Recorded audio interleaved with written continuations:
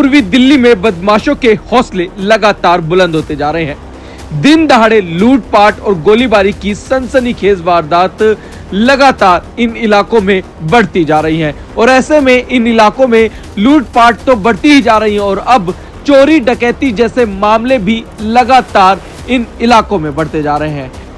हमने आपको दिखाया था कि उत्तर पूर्वी दिल्ली में ही अब से 2-3 दिन पहले 70 लाख रुपए की घर में चोरी की वारदात सामने निकल कर आई थी और ऐसे में अब दिल्ली के ब्रह्मपुरी में भी ये बंदूक की नोक पर आप देख सकते हैं कि किस तरीके से लूटपाट को अंजाम दिया जा रहा है। दुकान में घुसते हैं और किस तरीके से बंदूक की नोक पर हफ्ता वसूली और पैसे की डिमांड करते हैं।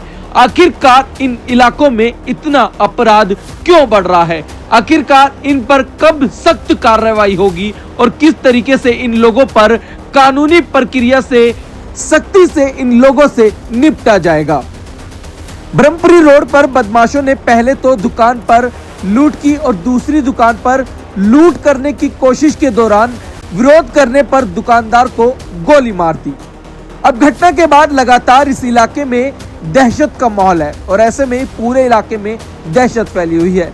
चश्मदीदों के मुताबिक ब्रह्मपुरी रोड पर पूजा पब्लिक स्कूल के पास स्थित वैष्णव मिष्ठान भंडार और पास की एक अन्य दुकान पर दोपहर को बाइक सवार नकाबपोश बदमाश पहुंचते हैं और हथियार के बल पर बदमाश दुकान में घुसकर मोबाइल और नकदी लूटने की कोशिश करते हैं। इसी दौरान एक दुकानदार जब विरोध करता है तो बदमाशों ने उस पर फायरिंग कर दी और मौके से फरार हो गए।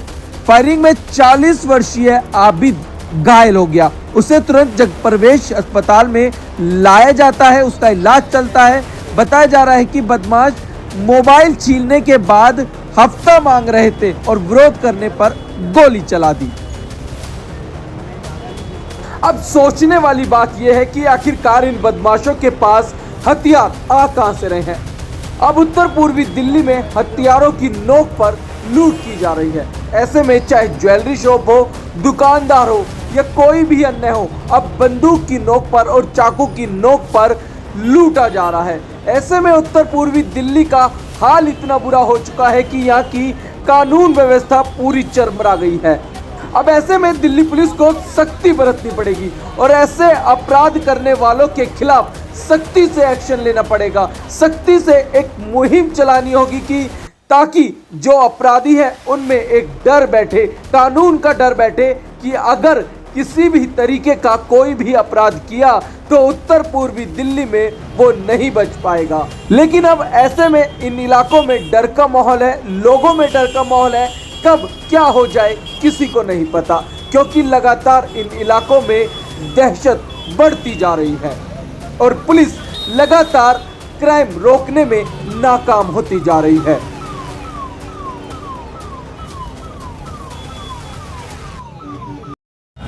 अंकल जी क्या हुआ है?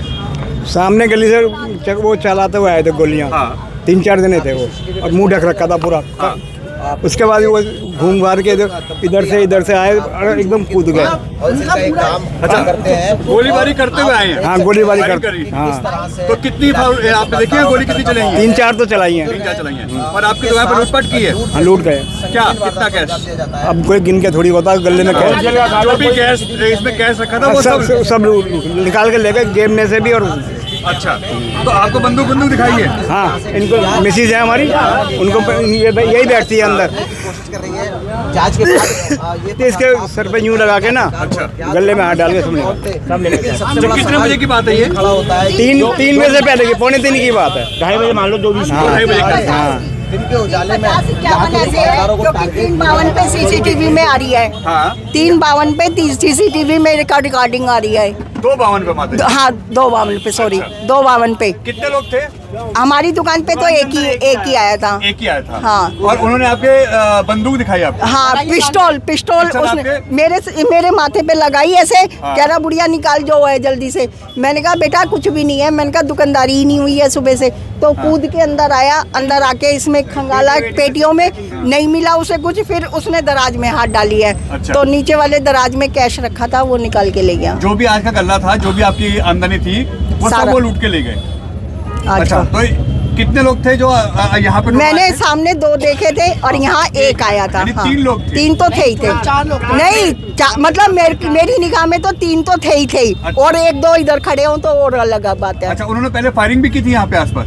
गोली भी चलाई है? सामने उधर करी है, हमारे पास नहीं करी। स्कूल के अच्छा। बच्चे स्कूल के अंदर ऐसे में कोई घायल तो नहीं हुआ? नहीं, एक घायल हुआ। एक बाद में चक्कू मार वो मुझे नहीं पता। मेरे साथ जो हुआ है वो मैं बता सकती हूँ कि मेरे साथ ये हुआ है। मेरा नाम फिरोज कुरैशी, मंडल अध्यक्ष चौहान बागड़ से। फिरोज भाई, हालात नहीं लग रहे कि बद से बदतर हो रहे हैं यहाँ पे? बिल्कुल बदतर हो रहे हैं, और बदतर होने की वजह यह है कि इस पार्टी ये 25 साल पहले हमारे यहाँ चौधरी मतीन साहब विधायक रहे। उन्होंने इस चीज़ पे ध्यान नहीं दिया, और आज उनके बेटे जो विधायक है मौजूदा हालत में, वो भी इस चीज़ पे कभी ना निकले हैं, ना सोचे हैं, ना ही कोई विचार करते हैं कि क्राइम क्यों बढ़ रहा है। और इस तरीके की बहुत सारी समस्याएं, क्राइम हो, नशा हो, बहुत सारी समस्याएं, इस चीज़ को उन्होंने आज तक नहीं देखा। राजनीति करते हैं सर अपने सौभाग्य के लिए, अपनी सीट के लिए। पब्लिक परेशान है, आज इनके साथ हुआ, कल किसी और के साथ होगा। सर यहाँ हफ्ता वसूली है, लूटपाट बंदूक की नोक पे। ये तो बहुत दुख की बात है, ये बहुत दुख की बात है। इस चीज़ पे ज़रूर सबको, इस चीज़ पे दिल्ली हमारी जो पुलिस है, जो पुलिस आज भी सारे उस्मानपुर थाने की पूरी टीम आई हुई है, इधर जाफराबाद थाने की भी पूरी टीम आई हुई है, लेकिन कहीं ना कहीं विधायक जी की भी चूक है, क्योंकि उनको यहाँ मौजूद होना चाहिए ऐसे हालात में, और ऐसे दुख के मौके पर उनको मौजूद होना चाहिए। फिरोज भाई, लगता नहीं है कि यहाँ पे पुलिस और नेता सभी फेल हैं? क्योंकि सीलमपुर में अभी 20 राउंड गोलियां चली हैं, बिल्कुल। उसके बाद 48 राउंड गोलियां ही सामने चली थी, बिल्कुल 2 भाइयों जी। की मौत होती है, जी, बड़ा दिन बिल्कुल। दहाड़े लूटपाट। बिल्कुल मेरी नज़र में बिल्कुल फेल मामला दिख रहा है। जिस तरीके से एक घटना होने के बाद दूसरी घटना नहीं होनी चाहिए, और एक के बाद एक घटना हो रही है, ये बहुत काफ़ी चिंता का विषय है। तो इसे मेरा तो आपके चैनल के माध्यम से ये कहना है कि हमारे डीसीपी साहब थोड़ा इस पर गौर कीजिए, और हमारे मौजूदा विधायक इस चीज़ पे विचार करें, और रोड पे निकल के आन के इस चीज़ का लोगों से मिलें, और उनका जो समस्या है उनको हल करें। ये हालात बिगड़ते ही जा रहे हैं।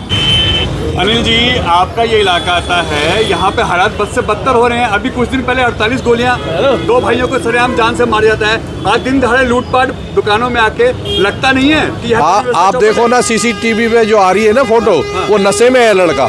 और जब तक ये नशे का व्यापार, यहाँ के जो क्षेत्रीय एमएलए और जो पहले एमएलए 25-30 साल से रह रहे हैं, ये जिम्मेदारी उनकी है। इस माहौल को खराब करने में इस इलाके के लोगों का बहुत बड़ा हाथ है।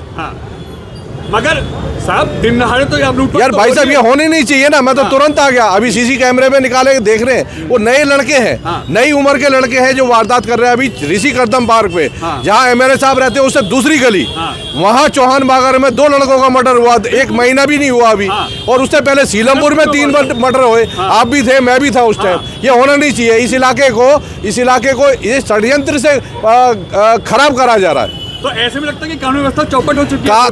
कानून व्यवस्था तो देखो, कानून व्यवस्था में तो उंगली उठती ही है।